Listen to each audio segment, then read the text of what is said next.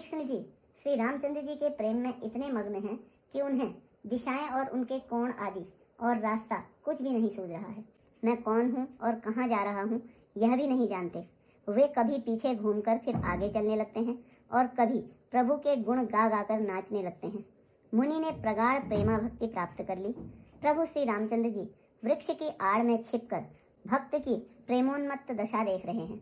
मुनि का अत्यंत प्रेम देखकर आवागमन के भय को हरने वाले श्री रघुनाथ जी मुनि के हृदय में प्रकट हो गए। हृदय में प्रभु के दर्शन पाकर मुनि बीच रास्ते में स्थिर होकर बैठ गए। उनका शरीर रोमांच से कटहल के फल के समान कंटकित हो गया। तब श्री रघुनाथ जी उनके पास चले आए और अपने भक्त की प्रेम दशा देखकर मन में बहुत प्रसन्न हुए।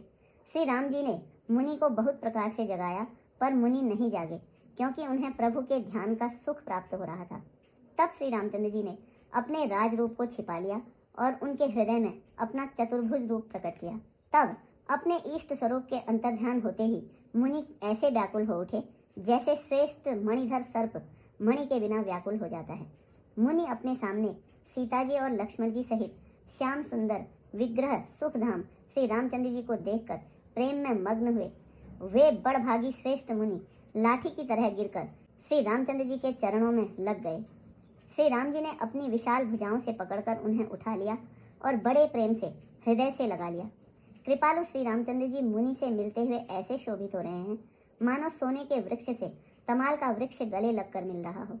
मुनि निस्तब्ध खड़े हुए टकटकी लगाकर श्री राम जी का मुख देख रहे हैं मानो चित्र में लिखकर बनाए गए हों। तब मुनि ने हृदय में धीरज धरकर बार बार चरणों को स्पर्श किया, फिर प्रभु को अपने आश्रम में लाकर अनेक प्रकार से उनकी पूजा की। मुनि कहने लगे, हे प्रभु, मेरी विनती सुनिए। मैं किस प्रकार से आपकी स्तुति करूं? आपकी महिमा अपार है और मेरी बुद्धि अल्प है, जैसे सूर्य के सामने जुगनू का उजाला।